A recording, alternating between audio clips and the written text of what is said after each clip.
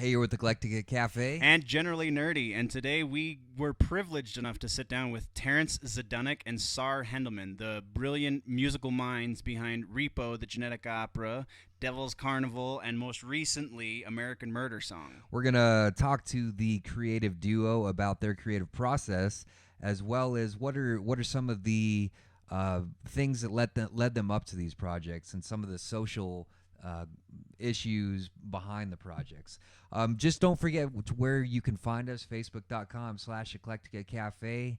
Twitter, our handle is @Eclectica Cafe, and you can look for us on the YouTubes if that's not where you're watching us right now. Yep, just iTunes. Search for Eclectica Cafe. We're on iTunes. Search for Eclectica Cafe, or all of the generally nerdy stuff. Same way on Twitter, it's generally _nerdy. On Instagram, generally nerdy, all one word, and also on the YouTubes. We just want to emphasize, as usual, that it means a lot for us for you guys to help us get this content spread around as much as possible. We don't ask for any sort of monetary compensation for this. We don't do this for any sort of monetary compensation. So it's really helpful for you guys to pay us back essentially by liking, sharing, retweeting, reposting, whatever. So thanks a lot. And enjoy the show. Definitely.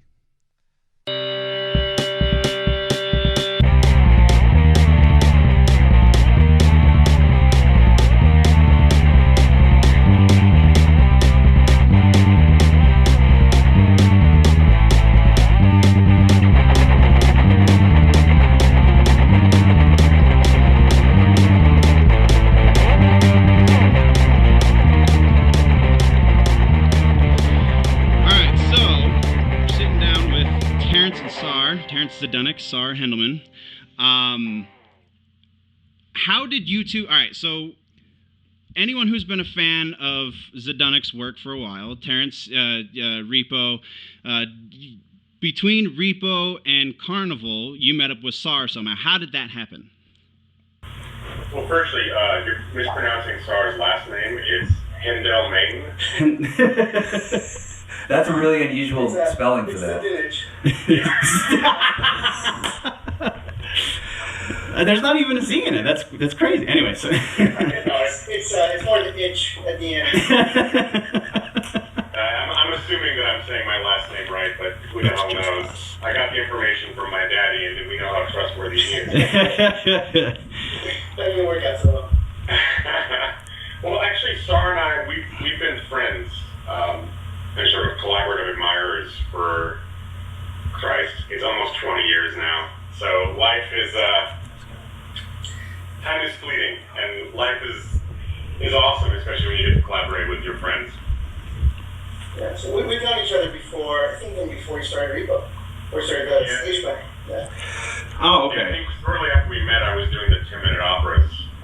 Right. Saar was kind of a solo performer and piano vocalist in Los Angeles. And we'd sort of go to each other's shows, sometimes begrudgingly, I think, because when you're trying to get something started, you rely on your friends to come out, and so you're not performing to two people. Right, yeah. No, been there. 20 people. At least it's 20 and not 2. Each other's independent shows, individual shows, and then eventually got together to collaborate. Well, we collaborated on Repo. Saar played a lot of the piano tracks on the soundtrack. Interesting. And then we collaborated in a writing perspective for the first time with Devil's Carnival 1. And we've been working together as writing partners ever since. Very cool. Saar, you have not been just doing music for a while. Give us a little bit of background, what you were doing before to make ends meet. I've been doing music for a long time, actually, so... Oh, okay. Yeah, I mean, I started out, I had my own band, my own project. Oh, nice. Do some film music. I started working with Terrance. We did some, the Carnival, and here we are. All right, so I had a very interesting issue when I went to go see American Murder Song, the American Wake, my apologies. my issue was because I work with some people and I have some friends obviously who are familiar with Repo and kind of familiar with Carnival. I couldn't explain to them what American Murder Song was aside from just a collection of really good songs. So how, in that situation, would you describe American Murder Song? Yeah, and like before you go into that, maybe if you want to just explain what a murder ballad is, because I don't know if many people are, the layperson is very familiar with this, and I personally kind of equate it to Sweeney Todd, and I don't know if that's accurate or not, but that's something I would compare it to. I think Sweeney Todd is a musical that has a murderous storyline or a character more so than actually being a murder ballad. So a murder ballad traditionally is a song that involves murder. Usually it started as a folk form of art in Europe, primarily England and over there, and then moved to America. Sort of a cautionary morality sort of tales. I mean, some of it's about the killer, some of it's about the people who were passed away, but it always involves murder, and it always involves some consequence to somebody. Right. And a lot of people may not be familiar with the genre as a genre, but I think most people are familiar with murder ballads, whether they're aware of it or not. Yeah. I mean, almost probably half of Johnny Cash's songs are murder ballads. Gotcha.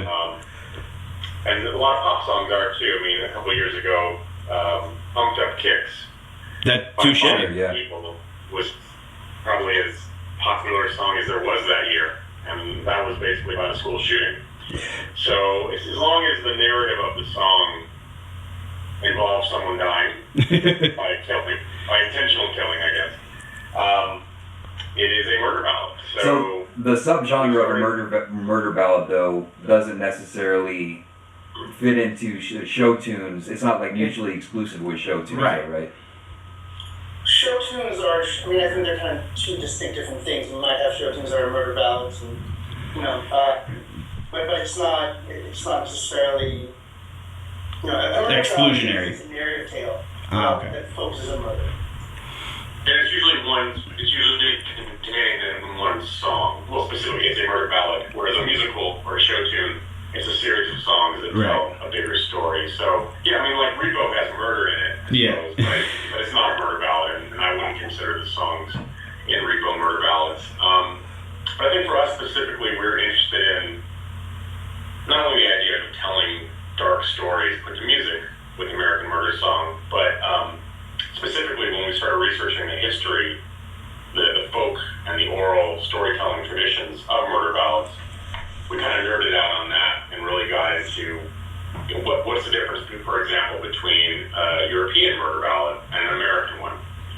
And the differences are very pronounced and very distinctive. So we sort of ran in that direction, and the project ended up becoming not only a series of songs that tell about a bunch of different murders, but it kind of became a story, a collection that tells the story of the birth of our country in some ways, and it's some of its foul deeds in getting there.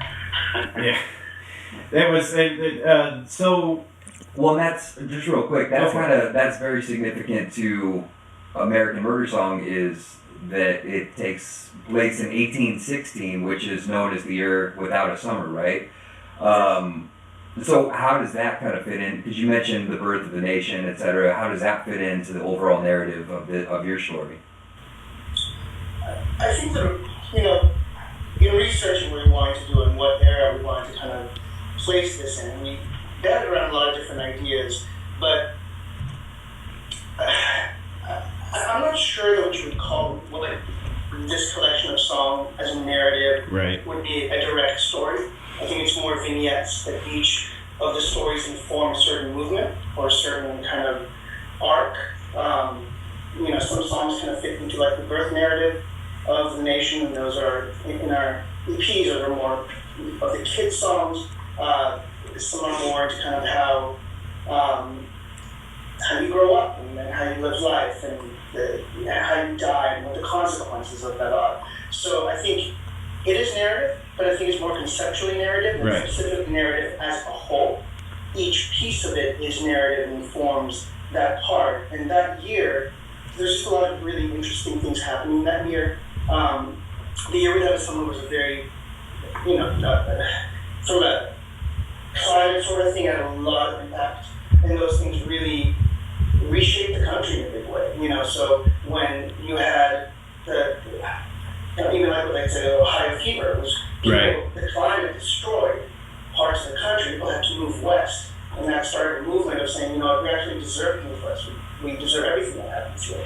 So I think all those ideas are ideas that we try to explore through smaller characters that kind of are emblematic of a bigger theme. And specifically that year, because in that time, America was primarily a group of farmers. Most Americans were farmers. So when you're struck with effectively snow during the summer, your crops all die, and you die if you don't find a way to get really resourceful. So we found in that sort of backdrop, not only almost a feeling of divine judgment hitting the nation, but also something that showed, okay, here's a country that when hardship comes, they get ugly, and sometimes they get murderous, but they actually persevere. Mm-hmm. Very interesting. I didn't put that much thought into the depth behind it. Yeah, and actually, I mean, I appreciate that, and I think that that's very, very valuable, because you're essentially giving a really important history lesson. And a lot of times I think that we get very, very stuck in the present and sort of wallowing in what we consider to be problems now, which a lot of people would say are first world problems. So you guys are doing a really good job of presenting something that happened in this country that a lot of people aren't really aware of, and sort of, taking a look back at, this, maybe some of our struggles right now are significant, but this is what, your ancestors went through, and giving a really great history lesson in a really entertaining way. Well, thank you. I mean, hopefully, kind of like what you just said, when people listen to it or they come to one of our shows, the first thing they're not smacked with is, I better bone up on my history. Hopefully they just like the music, because the music is good. Yeah. And they like to dress up. And I mean, you came out, so Dustin, that our audience is very, very participatory and very creative. So they dressed up oftentimes in historically appropriate garb to come and be a part of each night. So it's very much there, and it's very much part of the setting. But I think ultimately, we're not trying to write songs that, to get a PhD. We're trying to write songs that hopefully move people emotionally. And if in the process you can give them a little bit of history, or for us even, I mean, we didn't know a lot of this stuff until we kind of dug in there and started reading about all these fascinating things that happened in that year. And you're like, oh, that'd make a great song. Right. Well, we're trying to earn a PhD by writing this shit. The problem is nobody's going to give us one, and we're not going to give one to each other. So it's a futile effort. Maybe Trump University. I mean, it's worth a shot, right? Yeah. So, American Murder Song is the vignettes. Going back a little bit to, I'm going to juxtapose a little bit your musical direction of Repo versus the two Carnival movies. In Repo, there were obvious. It was a little bit more traditional of a musical, in that you had musical themes that kind of centered around certain characters, whereas the Carnival movies, it seemed more a collection of songs that told the same story. Was that because of the decision to go more episodic for the Carnival movies, or was it a conscious decision at all? Well, I think it's a mix. And if you don't mind if I jump in for a second, Saar, I think that Repo being more like a musical, and specifically being something where there's very little dialogue. Right. You really don't have score in the way that you do with Carnival and a lot of musical films. So with Repo, there's kind of singing throughout, and there's music throughout. And so as such, perhaps some of the musical motifs are a little more obvious. Right. But in Carnival, there's actually a lot of motifs, specifically in the score. And that's really Saar's purview, which I think is some of the coolest stuff in there, because it is something that you really only get if you listen to it a few times through and then you start catching some of the stuff. But But Saar, please, I don't want to talk about score. I think that's more so with the second Carnival, Yep. Hallelujah. Yeah, There's the score is honestly, I think over half the score is music from either songs in Hallelujah or in the original Devil's Carnival. They're just hidden. So you kind of, hopefully you get enough of that feel without kind of screaming it out loud. Right. And I think also with Carnival, when we went to write the songs for it, we made kind of a conscious choice to stray from the idea of a regular musical. And that didn't mean to not have songs, obviously, because there was songs all over the place, but the songs just function differently.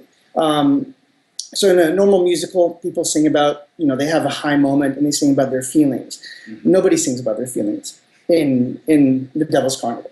So in the first one, every song is kind of an aspect of performance of one of the people, or it's not about kind of how they feel at that moment. It's kind of like this carnival ride that's happening to them, and the ride is the song. And when we went to Hallelujah, we kind of struggled with how do we keep that going, because it was, I think, in part what was so effective with just the music section of how it worked. Mm-hmm. And with that, we kind of said, well, this is God's world for the most part. Mm-hmm. And in that sense, everything has to be as a tribute to God. It's an ode to God. So again, the songs aren't about feelings. They're all sort of like, here is this great overseer, and this is how we pay tribute to him. All aboard, all aboard. Yeah. So, again, more on the filming side of things, Paul Schrader, legendary director, so on and so forth, recently said on Bret Easton Ellis' podcast that the state of the movie-making industry is as such that you can't afford to shoot anything that isn't going to be in the final product. So a director is forced to, and his quote is, shoot to the bone. Does this ring true? I know you guys were a little bit more guerrilla style, especially with the Carnival movies. But does that ring true? Was there much that didn't make it into either Carnival movies? I know there's some songs that didn't end up in Repo, but that's more from the stage production end of things, and it changed drastically from being a stage production to the movie. Yeah, I mean, as you said, the fact that we're sort of guerrilla filmmakers, some of those rules of how you shoot and what you shoot are a little bit thrown out the window with us. But because it's a musical, you do have a certain formality that needs to take place, and that's because, as opposed to a regular film where you can just kind of grab dialogue on the spot, right, as the actors are saying it, in our case, the music, the songs at least, are recorded in advance. Mm-hmm. So the actors basically record their songs a couple of weeks before filming, and then they have to essentially lip sync back their own performance, right, and make it feel like they're doing it. Yeah, like a music video, but with a story, I guess, or a longer form story. But, I mean, yeah, there's less money, and it seems like there's less and less money to do things. So, very much. But that said, it actually makes a lot more work for the writer, maybe, because we would have to write, because you have a certain number of days, basically, is really more what it comes down to than. So it's like, how do you accomplish what you actually need to tell the story in those limited number of days? And as such, if you know a scene, or in our case, a song or songs might end up getting cut, you actually don't film them. And in the case of both The Devil's Carnival and Hallelujah, especially Hallelujah, we wrote, I don't know how many songs that ended up, they were there in the script. They were there on the demo recordings that we did. Yeah, I think it was like 3 or 4 songs for Hallelujah. I think there was even more before that, but the 3 or 4 that ended up, like, they were all the way down to the finish line. And then through looking at the budget, looking at the days we had, and looking at the locations and the availability of the cast, we had to make some very difficult decisions just to kind of go in and say those songs are never going to be. As opposed to maybe film them and see if there's a way to make them work, right, or have them as some kind of bonus feature somewhere. there just was no reality to that because we would have been compromising the scenes we knew we needed. And we already had not enough time to do those. So Right. I remember. You go. Well, if I can just add, I think when you have something that's a musical, it has a certain flow to it. Right. So, to say, okay, we're going to do the scene that's going to lead up to a song and then not do that song, just doesn't work. yeah, So a lot of times what you have to do, you kind of have to be really smart about it and say, if we're not able to do that song or we can't do that scene, then either that song is out, that scene is out, and then how do you make everything else work so the story doesn't suffer? So it's not all of a sudden you've missed something and then might require ratcheting up another song a little bit. So was of course. In the process of the 10-minute operas that eventually became Repo, did those 10-minute operas kind of help you hone what works and what doesn't through that process? Yeah, I mean, in a roundabout way, for sure. Even though I know Repo's probably my most popular work, it's also the one where I kind of feel I was learning a lot on the job that didn't really become totally useful until later projects. Sure. Because I think with Repo, the whole way was kind of figured out as we go. And in many ways, we didn't even know where we were going. Sometimes it was just, we're doing a play right now, or we're doing a 10-minute opera, and we just want to have fun tonight and do a good show. And then, we're continuing now, we're doing it as a one-act show. And now we're doing it as a 2-act show with an intermission. Now we're doing it as such, it was so schizophrenic in that way that I think there's stuff in the final film that had it been approached with a little bit more understanding, it might not have ever been. That doesn't mean it's better or worse. It's a different way of approaching. Whereas I think with both Carnival films and especially with American Murder Song, we kind of went in with we're able to draw the target a little more accurately, right, and then really try to sharpen our knives and hone whatever voice and whatever vision we were doing to hit that target, as opposed to drawing a target that, I don't know, was on 4 different walls. And the walls were moving and bending. So that plays into your vignette videos that you've been doing for Murder Song too, then, yeah? Well, yeah, and it's crazy to think, and I hope this is a testament to that we're aging like wine as opposed to like bread as artists. So American Murder Song, in many ways, at least certainly to me, and I think in the way that a lot of fans are receiving it, they're feeling it's coming out in the same kind of way and gives a similar experience as some of the other projects. But we've only been out in the public with the Murder Song since March. Right. Yeah. And so it's been a super dense journey, which culminated in the tour, which ended a week ago. And if we sound a little haggard, our eyes aren't focusing, it's because we haven't really taken a moment to recover from it. We got a little bread here. A little bread. A little bread from the tour. But, we've been working on it for over 2.5 years, maybe even longer now. But it's only been in the public for, and actively for roughly 6 months of kind of continuous short form content. So even though some things changed and we had to modify on the fly, for the most part, we had a vision. We sort of mapped it out as smartly as we could and as creatively as we could, and set to it. So even like with all the video vignettes you were talking about, they were all filmed in 2 days, 2.5 days. Wow. So we had to know this is what 6 months from now looks like with the project, and this is how it leads into the tour, and then how the tour leads into the next step, which is what we're working on now, and we're very excited because we've got some murderous stuff up our sleeves. So I kind of wanted to go back, you guys, a little bit to when we were talking about guerrilla filmmaking and guerrilla, basically, artistry. Also on the Bret Easton Ellis podcast, Rob Zombie was on, and he talked about how nowadays a movie like Devil's Rejects would never get distributed by a major film studio. And that just being the climate of filmmaking nowadays. And Repo probably wouldn't get put by anyone nowadays either. So which, thankfully, Lionsgate took it, but unfortunately, Lionsgate took it.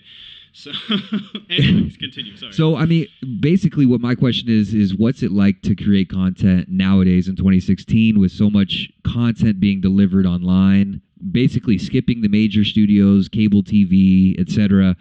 Does this allow for more creative freedom, or does it also hinder you guys by not being able to get the funding you need for your projects as much as you maybe like to? So, I mean, is it kind of a give and take as far as that's concerned? I think it depends with that, because on the one hand, I think this is kind of with any sort of art form, is the more you take it on yourself and the more you are in control of it, the more you have the limitation of the finances or maybe ability and reach and all that kind of stuff, but you get the opening up of control. So in some creative ways that can be great. We can, with this project, we're able to deliver it in a way that I think if we had a bigger thing, we wouldn't have been able to deliver it in that way. You'd have more masters. Exactly. So I think it's a balance of, obviously you want to get something done. You want to get it done in the way that is the most creatively fulfilling and artistically fulfilling, and also in the way that you can get it to as many people as you can who will dig it. So it's getting it to the right audience and getting to do with it what you want to do with it. So I think it's a balance, and the more you have a business end to it that you don't control, then that just shifts some of those equations. Right. Rarely do you get all the business end support and all of the creative support stays with you. So and specifically with American Murder Song, what we've been able to do is kind of put out the vision that we wanted to put out and run the business side of it in a way that actually makes it streamlined. So we're able to kind of move and adapt, because sometimes if you can't adapt, it becomes a real problem. And, so in that sense, it makes it easier. Obviously, the more money you have, the more you can kind of do with it. Right. So I think it's a balance of those things. I think the real trick, both on a personal level and I think just generally when it comes to artists trying to get their work noticed, seen, or heard. On the one hand, for us, we have a problem in the sense of I would love to be able to think condensed, but it seems like everything we do is grand. So it's like grand costuming. Just even doing a musical is more expensive and grand than just doing an independent film that just is dialogue. And then, we're like, okay, we're going to do an independent project, but it's 1816. And, we need all these visuals and costumes and instrumentation from the era.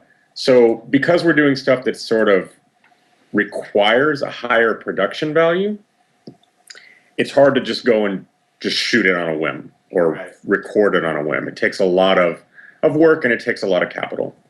The rub is that people aren't, there's just so much content available.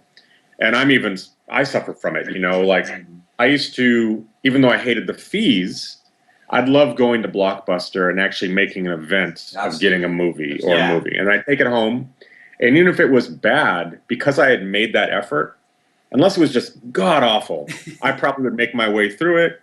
I'd say it sucks, I'd take it back, and I'd be up for the journey again.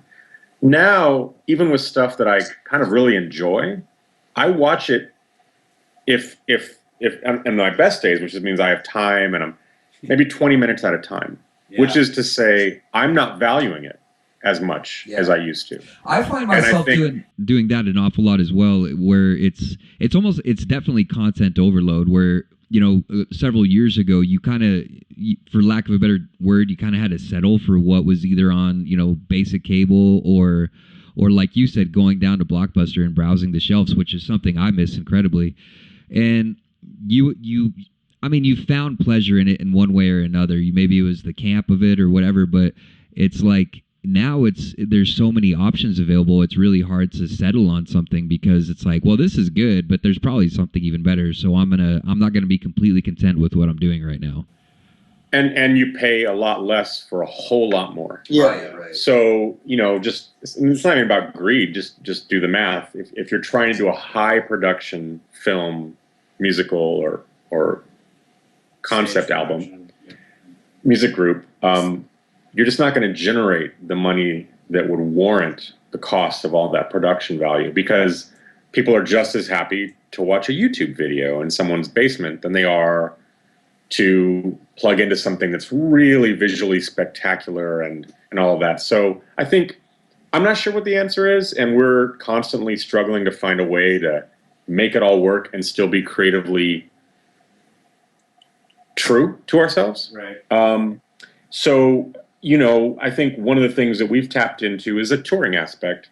And this is true both for the films and, of course, for American Murder Song, which is you kind of have to be there to get it.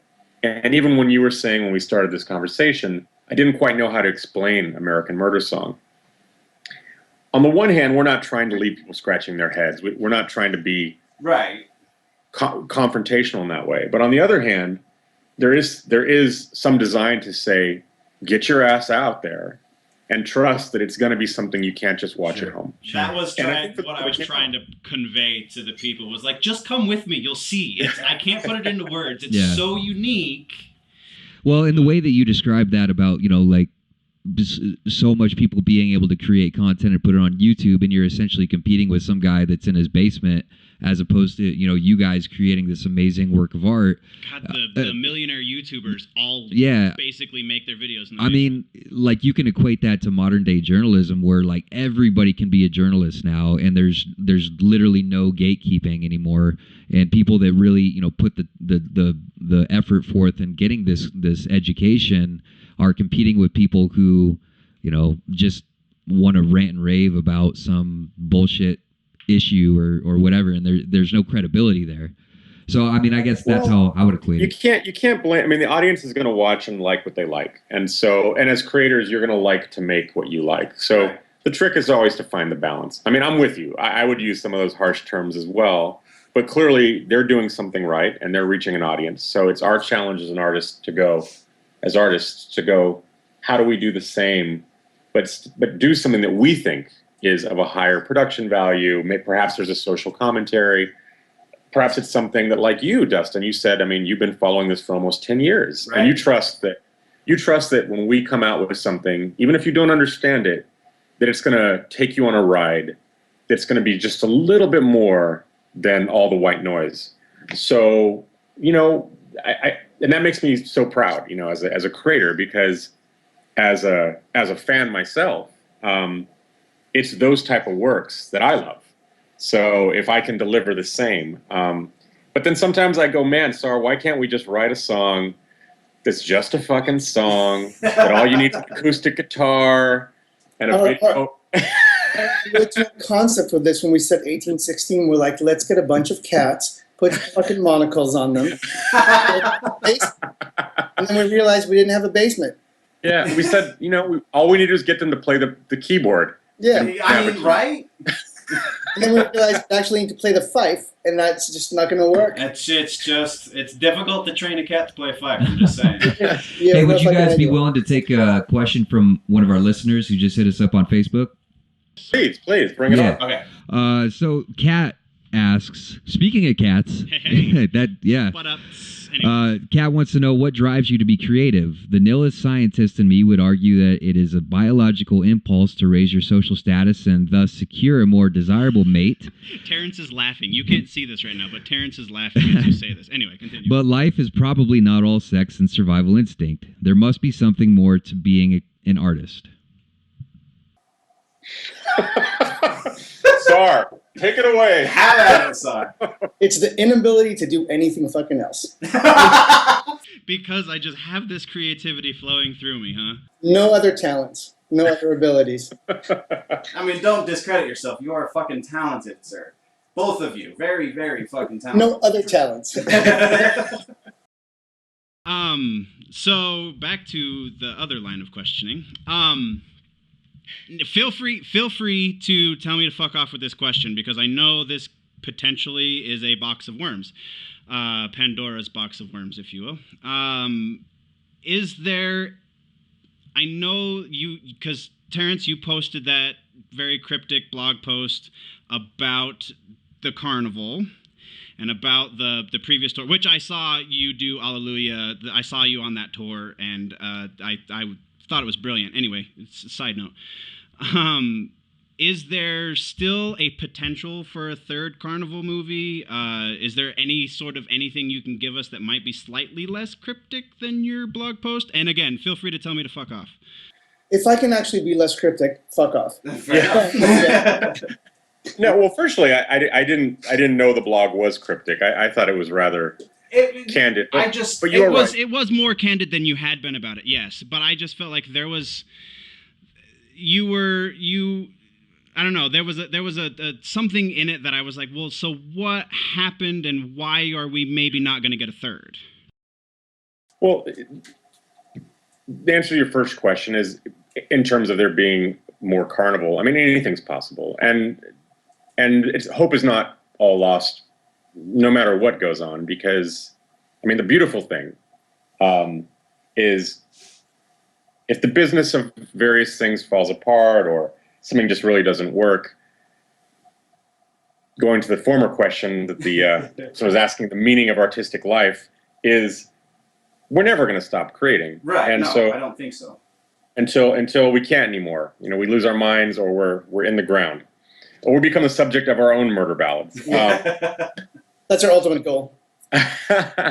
But so anything's possible. And to that end, Saar and I have even talked about, you know, maybe down the road finding a way to release some of the tracks and such that exist or were ideas for further storylines, even on our own. So there's always a possibility, and there's always a possibility that people figure out how to get along and make the project continue, which is what we'd all would like. Yes. The reality, and this goes to kind of what Saar was describing earlier about, there's always a concession. And when you have maybe better business, more money, more whatever, then sometimes the creative suffers, and then vice versa. When you have a lot of creative freedom, the business sometimes suffers. And unfortunately, by the end of Carnival 2, the two sides were just not on the same page. Fair enough. And some really stupid decisions were made that I wish I could have affected a different outcome of. But it kind of made that tour very difficult, and it left a lot of bad taste in a lot of people's mouths. Now, that said, we love the project. I mean, hell, Saar and I spent more time on it than anybody, so we clearly love the project. I mean, we spent years crafting those worlds and the characters and the music. And so no one is more hurt by it than us in that regard. And we're aware that we're very lucky. We created a legacy, and there are fans who love it and who want to see more and who have Devil's Carnival lyrics or characters tattooed on their fucking bodies, and we haven't forgotten about them. And so we're doing everything we can. We hope in the meantime, no matter how Devil's Carnival ends up shaking out, that people will check out American Murder Song, because even though it's different, it has a lot of that same stink that you can't put your finger on, which is dark stories put to music, unusual worlds, and I think something that inspires community. And so we aim to keep doing that, no matter what the project. A beautiful dark world. All three of your projects, I very much am in love. And like my father and my little sister watched Repo separate from me. They just saw it on the rack somewhere and was like, hey, that looks interesting. And they unfortunately didn't like it at all because they're not into darkness, I guess, is a fair evaluation of that. So when I told my dad I was going to be doing this, you're going to talk to that guy? I mean, he's probably really talented, but he's really talented and he makes that movie. But like, it's the darkness that draws everybody to it. I feel like the one freckle, I can't think of the name of the song. One freckle, three freckle, four is the line.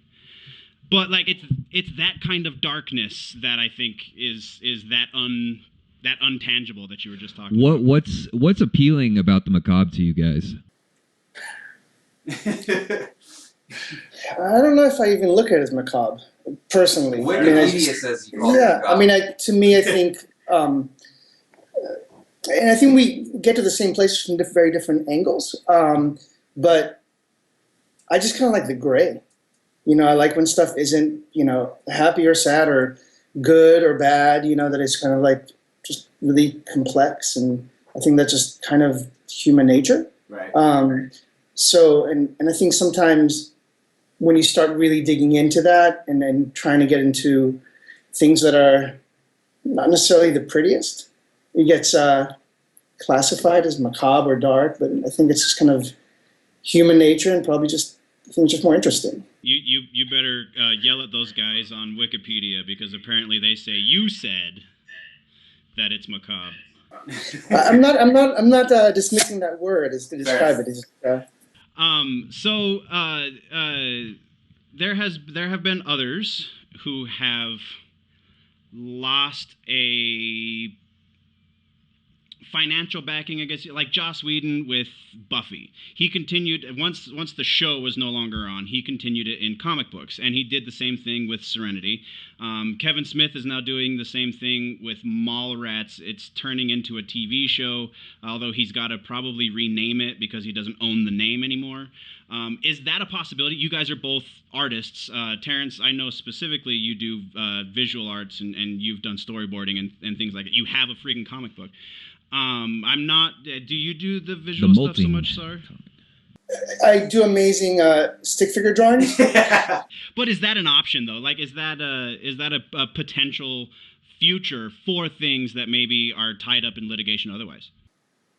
I mean, anything's possible. I think I'm glad that you compare us to Joss Whedon and Kevin Smith, but how could I not? Like, honestly, there's the quality. I maybe agree, maybe some of the aesthetic, but I think Joss Whedon, Buffy was a successful network television show. Correct. None of our projects have had that sort of exposure or money. But with the uptick of nerd culture, like an indie comic has just as much potential to be as successful as an indie movie, I feel like, no? Sure, but I guess probably one of the major differences, and I don't know, I haven't read it, but I'm guessing that Joss Whedon has a team of people that's their job, and especially the artists. And if in this case, this would be entirely on our shoulders to do it, which would mean there'd be no time for American Murder Song. But anything is possible, and truthfully, going down that line of thinking. While it certainly wouldn't be up to me, or ultimately up to me, I would love to see something like a Repo comic or a Devil's Carnival comic, even if I had nothing to do with it, other than it's inspired by these characters that we collectively created, especially if it was good. So I realize you can't always control that, but I think a lot of times these comic book spin-offs of movies and of television shows, there's just a production mill that does that. Right. And my gut is Kevin Smith, Joss Whedon, they probably write a forward and walk away and collect money. So and look, no one's made me that offer to say, here's some money, write a forward. Right. And if they did, I would take it under consideration. But as of now, no one's made that offer. I'll interject on that if I can add. I can't draw, but I can also write a forward.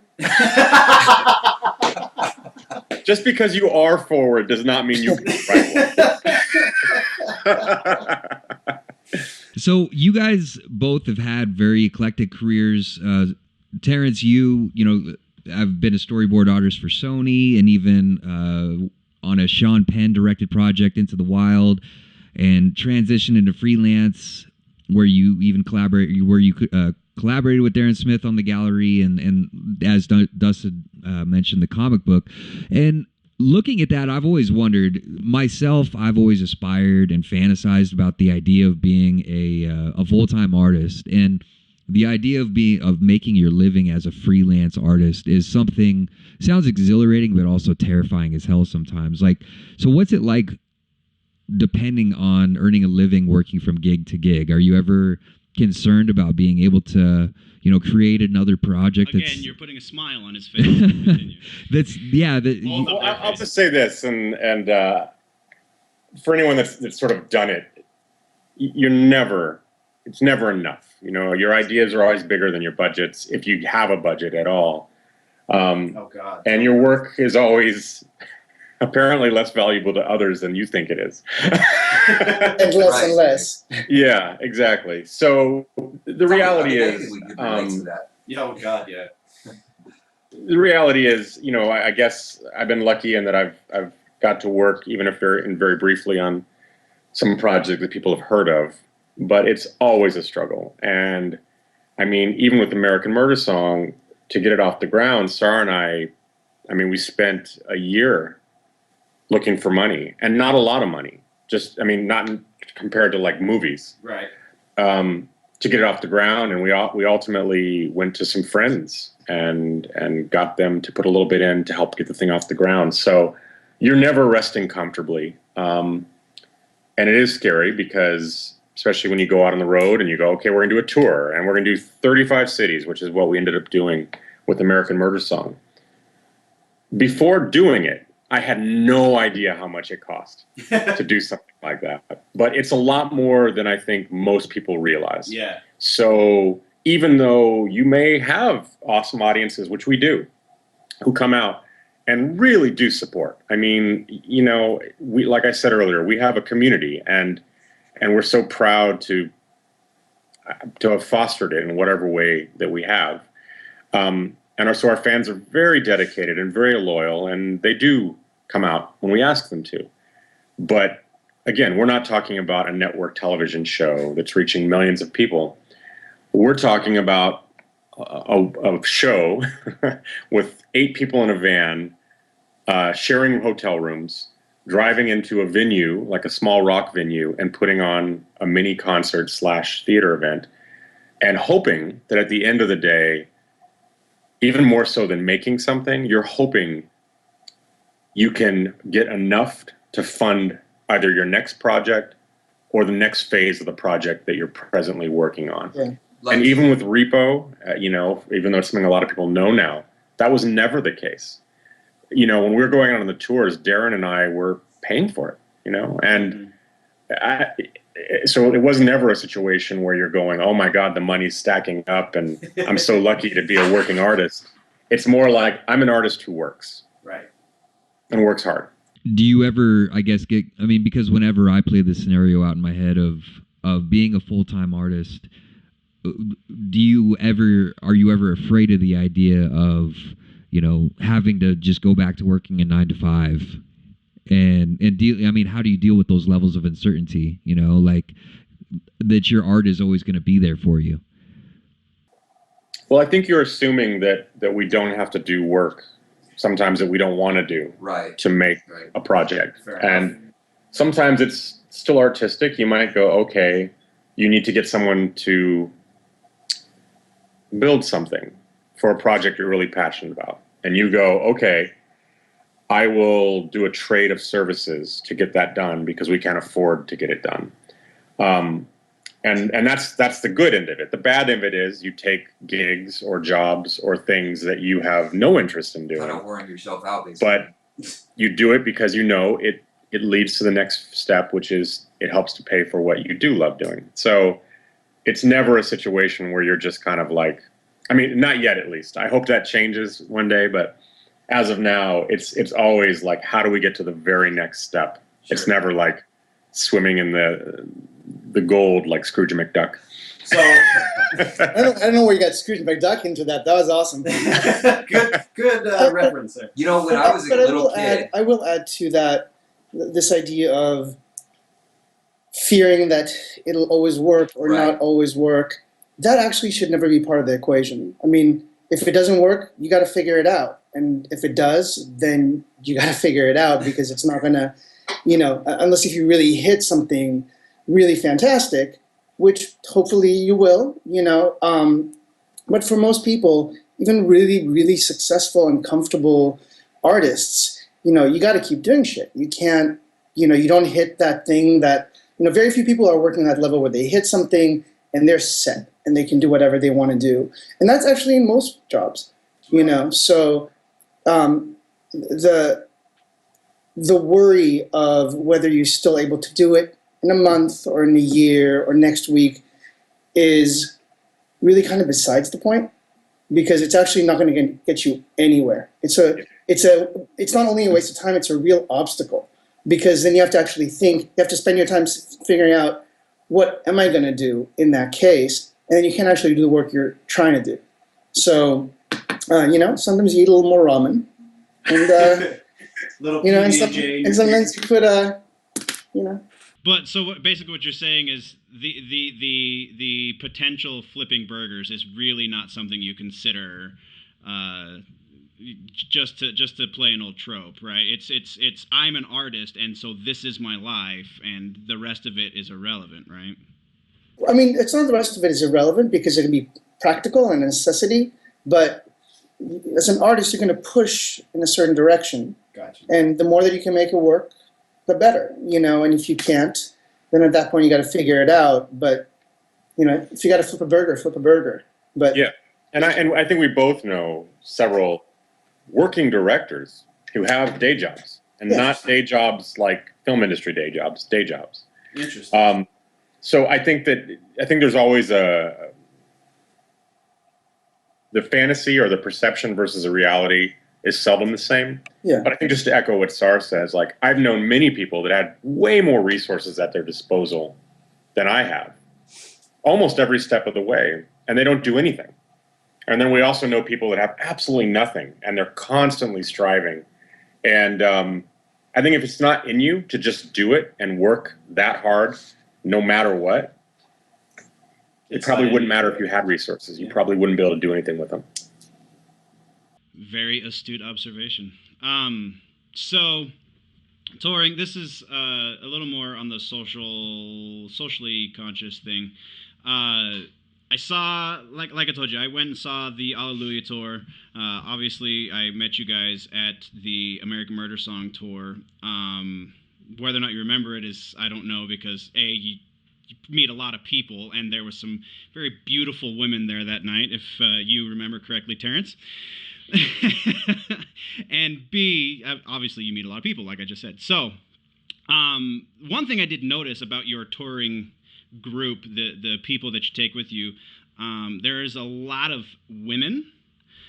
Is that a conscious decision, or does it just kind of happen that you get along better with females?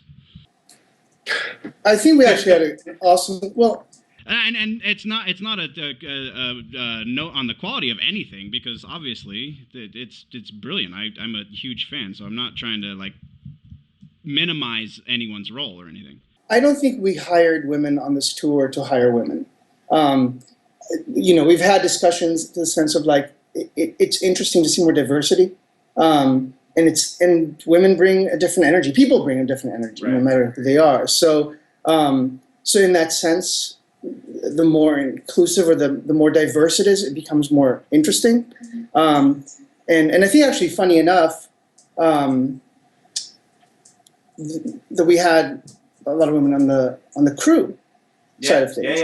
Which is not something you see with a musical tour. Yeah, so I mean, they're awesome people. They get shit done in a really, really great way.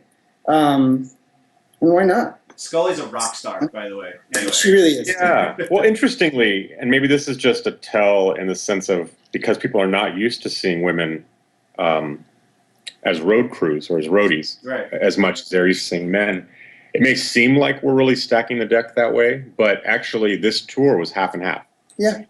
And Saar and I are two males, so so it was literally half and half. So maybe it seemed just because you're so not used to seeing it, right? But no, and you mentioned Scully, who's our tour manager and friend, and we've been working with her for years now, and I've been working with her for several projects.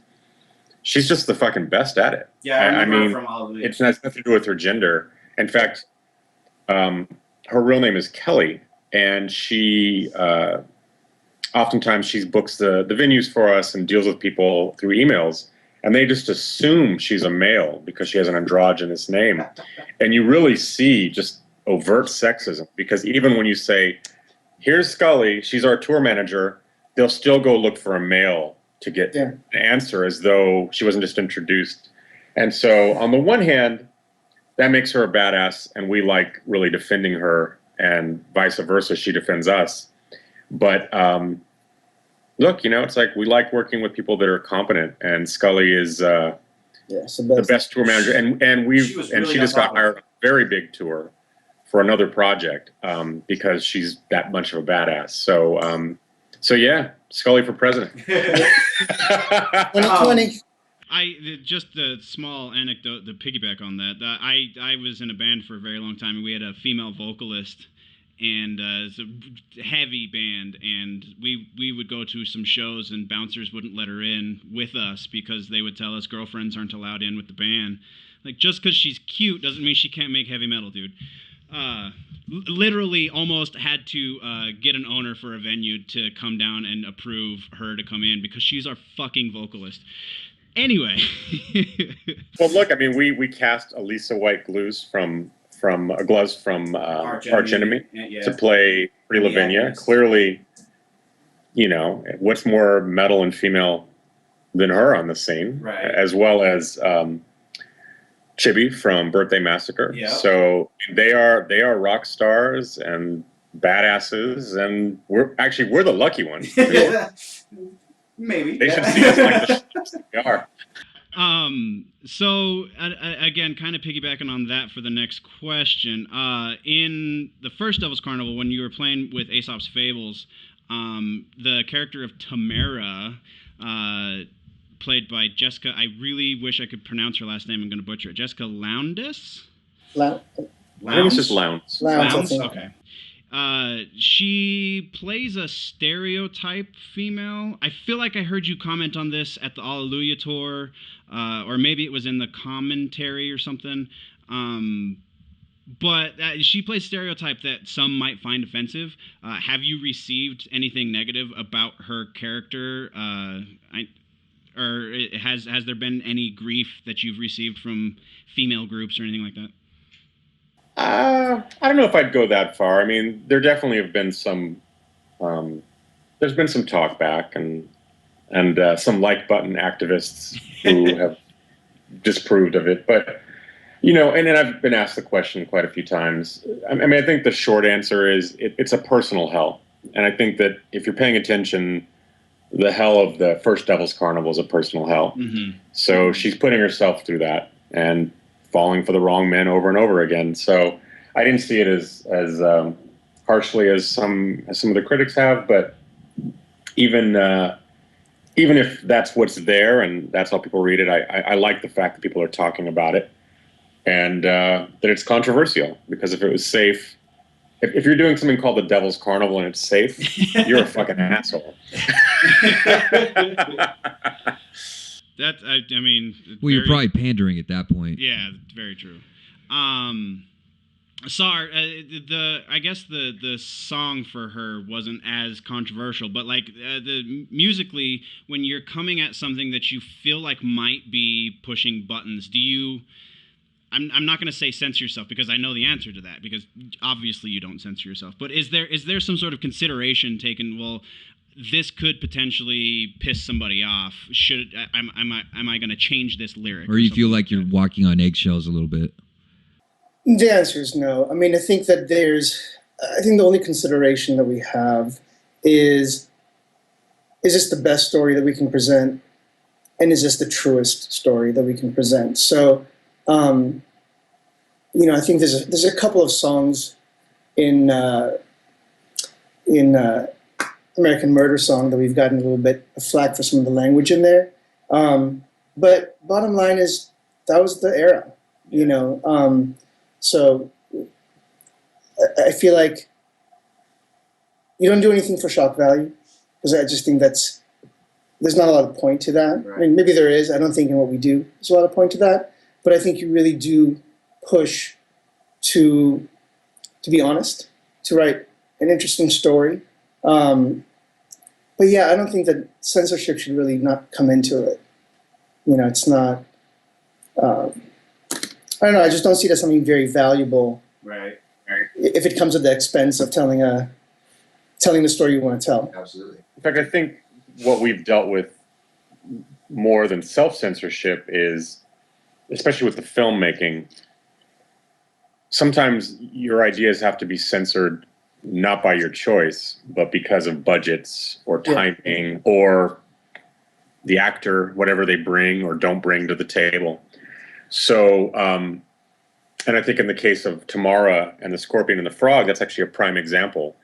The original script, all the way up until shooting the scene, got his in the end. The Scorpion did. And through the process of not having money and the director making difficult choices to go, well, what do we keep? What do we lose? That was cut out. And so in every script, it was more true to the actual fable in the sense of the Scorpion kills himself in the process of killing the Frog, and that was lost. And it's one of those things, like, when it happened, I didn't even think about how that changed the story in that way to make her just a victim and him not a victim of his own shit as well. Right. But, you know, that's part of filmmaking. And as a scriptwriter, you're at the mercy of whatever is edited or what the actor chooses to say or not to say or what the budget may allow. And sometimes your vision is changed, sometimes for the better, oftentimes for the worse, just due to limitations. It's actually been You were part of that process, though, with Boozman, weren't you? Like, as he was directing it, you were there, active, no? Yeah, and it's not. This isn't just a Darren thing. Right. It's everything, you know. Sure. Like I said, it's the cast. It's what location do you have? Is the visual effect or the prop working? Like the Scorpion dying was going to be a whole blood gag that just didn't work. So it's a combination of factors. And yes, in regards to probably the traditional screenwriter in Hollywood, or for that matter, lyric writer for a musical film, Saar and I have had a lot more input than is customary. But at the end of the day, you can offer your input, and then sometimes you're just told, well, here are the two choices. Neither is great. Which one would you vote for? Right. Yeah. And it shakes out how it shakes out. And again, sometimes it shakes out better. So you never know. But I think what's been exciting with American Murder Song, because we really did just endeavor this on our own, the business, the whole thing, the limitations haven't felt... We've been able to creatively deal with the limitations without bureaucracy, one. But I guess in a more pure way. So even when you asked about the lyrics or the music to, like in All My Dreams I Drown, which is the Tamara song. Which is the most beautiful song I've heard probably in the last 10 years or so, Saar. It's when you guys did it at the wake in Denver, I was hoping all night that maybe you would pull that out, and it was the first song you did. So thank you. Anyway, continue. I apologize. Thank you. Yeah. But interestingly, maybe this even how it cuts both ways. Like that story got a lot of flack, The Scorpion and the Frogs, how it was presented in the movie. But on the other hand, that song is far and above the most popular song from the movie. And I'd even say the Scorpion is clearly a popular character. Yeah. Maybe for the wrong reasons. But I think it just goes to show that there's a warring nature, perhaps in all of us. And that is part of the personal hell aspect of the story. So. Nice. And I'll add one thing kind of an earlier point in this, is that as far as censorship, and I actually even... We've been actually very lucky, especially with with Carnival, especially with American Murder Song. It's us running the whole thing, so there's nobody there to be able to censor us, right? Except for the audience by leaving, which is the purest form of censorship. But you know, if you think about it, we had for Alleluia, we ended basically an hour and a half musical with a song in German. And we thought, this is a great fucking idea. Nobody even questioned it. Nobody said, oh, can we have these lyrics in English instead? They're just like, here's the song, okay. You know, so we've been very lucky in that regard, is that we just get to, you know, there's very little of especially from the songwriting aspect. I think a lot of what you were talking about has to do with just natural concessions of the process, you know. But as far as actual censorship of the work that we're doing, I think we've, especially with Carnival and obviously with AMS, we have free reign. Right. You know, I mean, we censor each other, but that's part of the writing process, not at the end. Have you experienced any of that? The audience like walking out because of offense or anything of that nature? I can't. I would imagine if they're going into the wake, you know, they know what they're in for by that point. They know what they're in for. I mean, I don't think so. Not with American Murder Song, but look, you know, anytime you're doing something live, there are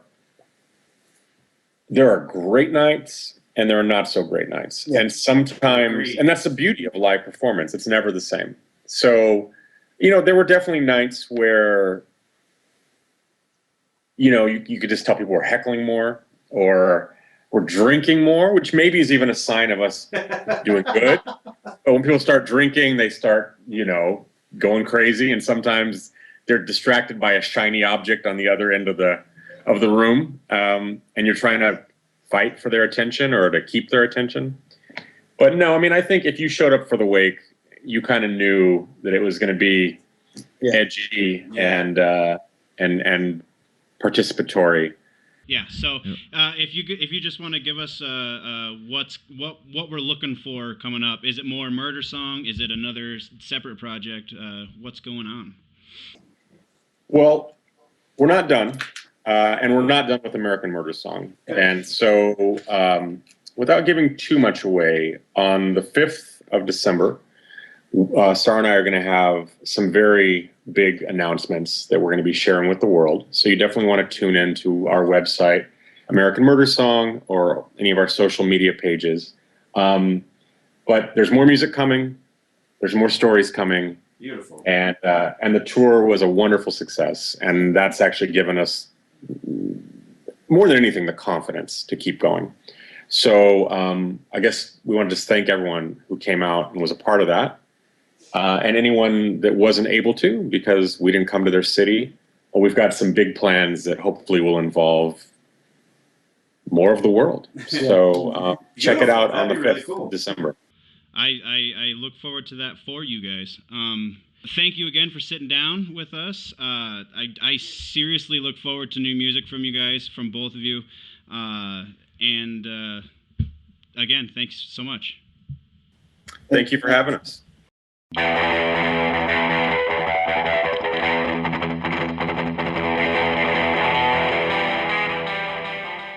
Thanks for watching our video, YouTube. If you like what you saw here, definitely check out some of our other videos. We talk about all kinds of different things, social issues, politics, lighter topics like comic books and movies. Generally anything that piques our interest, we're going to put it on here.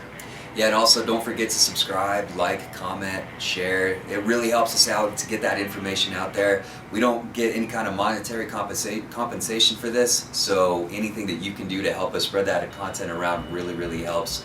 Facebook.com/Eclectica Cafe. Like and share that content with your friends.